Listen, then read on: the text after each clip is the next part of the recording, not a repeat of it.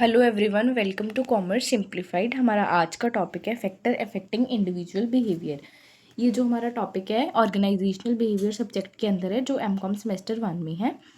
ये जो हमारा टॉपिक है बहुत ही इंपॉर्टेंट टॉपिक है, सो आज हम इस टॉपिक को कवर करेंगे। Individual behaviour refer to how a person act with an organisation. Individual behaviour का मतलब ये होता है कि जब भी एक ऑर्गेनाइजेशन होती है उसके अंदर पर्सन जो होता है वो बिहेव कैसे करता है। जो भी ऑर्गेनाइजेशन के अंदर एम्प्लॉयज़ हैं, मैनेजर्स हैं, जो भी इंडिविजुअल्स काम कर रहे हैं, every employ behave differently due to differences in personality, value, attitude, emotions and perception. जो हर तरह का इंडिविजुअल है वो डिफरेंटली डील करता है हर चीज़ों से ड्यू टू उसकी पर्सनैलिटी, उसके वैल्यूज़, उसकी एटीट्यूड्स और उसके इमोशंस के कारण, और उसकी परसेप्शन। जो हमारा परसेप्शन होता है, परसेप्शन का मतलब होता है हम किसी चीज़ को कैसे परसीव करते हैं, कैसे समझते हैं। Individual behaviour means how an employ और इंडिविजुअल बिहेव, रिएक्ट और respond in a given environment. कि एक इंडिविजुअल एक दिए गए इन्वायरमेंट में कैसे रिएक्ट करता है, कैसे रिस्पॉन्ड करता है अपनी हायर अथॉरिटीज़ को। ठीक है, जो हमारा इंडिविजुअल बिहेवियर है उसमें पर्सन, इन्वायरमेंट और ऑर्गेनाइजेशन ये तीनों ही आ जाते हैं। Individual behaviour is a function of person, environment and to the organisation. की जो इंडिविजुअल बिहेवियर है एक ये फंक्शन है इंसान का। Individual behaviour means study of how a person behave at work. की जो इंडिविजुअल बिहेवियर का मतलब ये है कि एक इंसान अब जहाँ काम कर रहा है वहाँ पे वो कैसे बिहेव कर रहा है। इसके अंदर क्या आ जाते हैं, उसके एक्शंस आ जाते हैं, उसके रिएक्शंस, उसका एटीट्यूड, उसकी पर्सनैलिटी, उसकी value and performance. Every employee is different because each person has a unique mindset, background, motivation level, learning ability, emotion and values। कि जो हर इंडिविजुअल है उसका क्या होगा, डिफरेंट सारी चीज़ें होंगी। क्यों होंगी? वो डिफरेंटली बिहेव करेगा अपनी ऑर्गेनाइजेशन के अंदर, क्योंकि उसके डिफरेंट वैल्यूज़ हैं, डिफरेंट पर्सनैलिटी है। हर किसी की वैल्यूज़ अलग होती हैं, हर किसी का एटीट्यूड अलग होता है। फॉर एग्ज़ाम्पल, जैसे आपके फ्रेंड्स होते हैं तो हर किसी का नेचर अलग होता है। ठीक है, आपको कोई फ्रेंड ज़्यादा अच्छा लगता है, कोई फ्रेंड कम अच्छा लगता है, लाइक दिस। ठीक है, हर किसी का नेचर अलग अलग होता है बिहेव करने का। इसी तरह से क्या होता है, ऑर्गेनाइजेशन में भी हमारे इंडिविजुअल्स का बिहेवियर अलग अलग तरह का होता है, और इंडिविजुअल बिहेवियर को हमें देखना, चेक करना बहुत ही ज़रूरी है।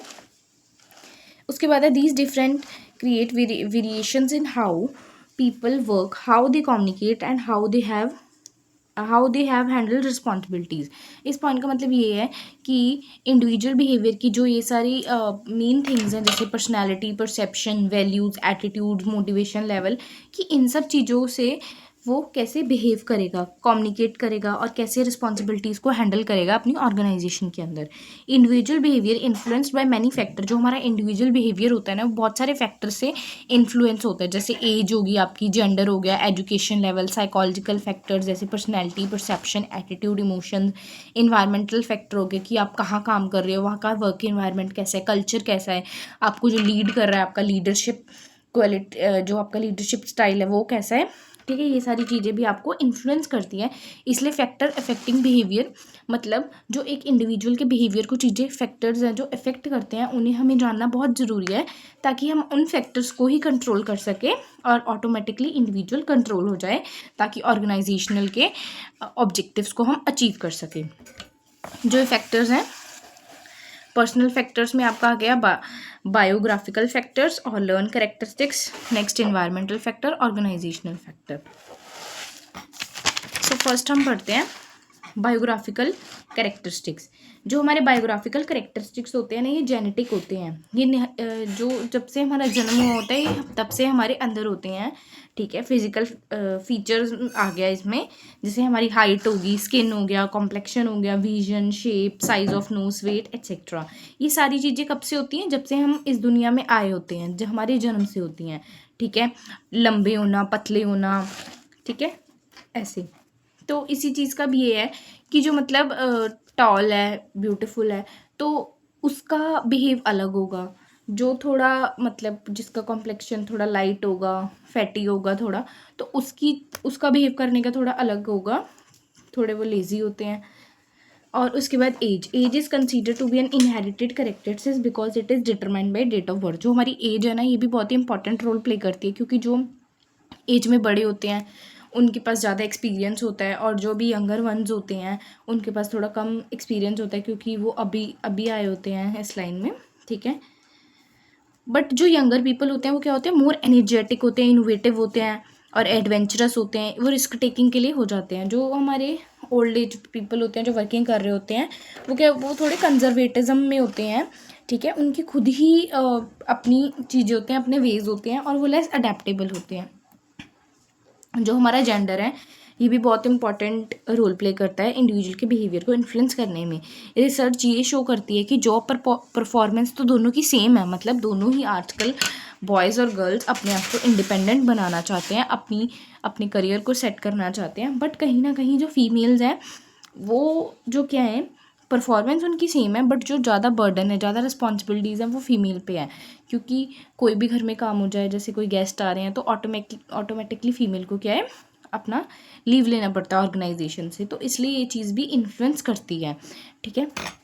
और जो हमारा रिलीजन है, people who are highly religious suppose to be have high moral values, जो हमारे लोग हैं, इंडिविजुअल्स हैं जो धर्म से ज़्यादा जुड़े हैं, वो क्या है, उनकी कुछ अपनी अपनी वैल्यूज़ होती हैं कि अपने अपने अपने लिए वो क्या होते हैं, एथिकल होते हैं कि हमें झूठ नहीं बोलना, ऑनेस्ट रहना है, सारा कुछ अच्छे से करना है।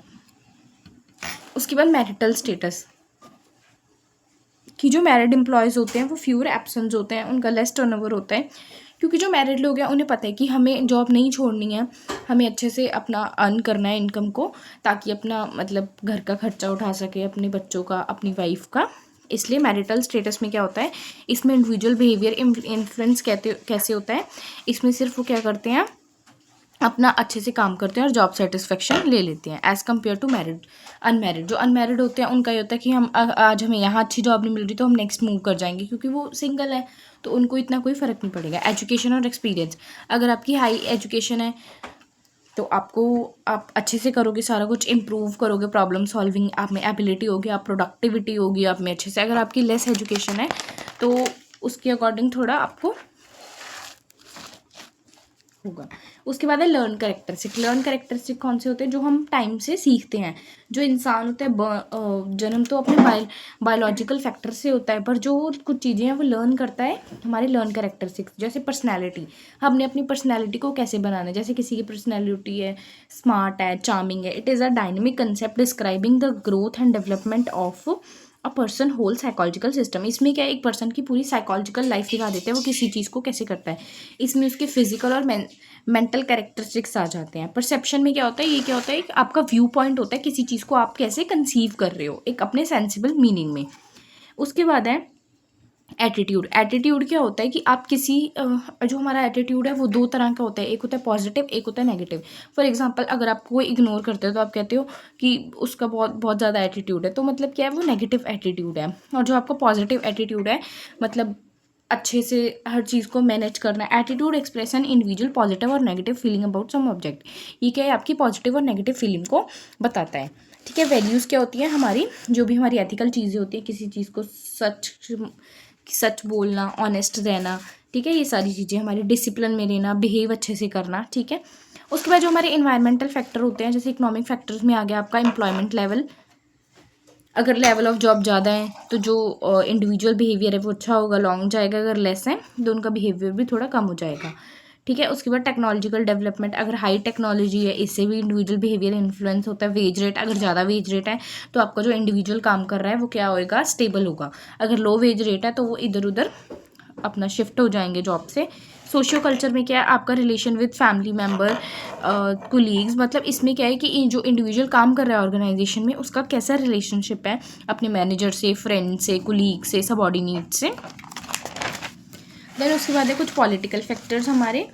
Political environment of country, stable jobs की स्टेबल जॉब्स हैं कि नहीं हैं, ठीक है। लीगल इन्वायरमेंट, इसमें क्या आपके रूल्स रेगुलेशंस देखे जाते हैं।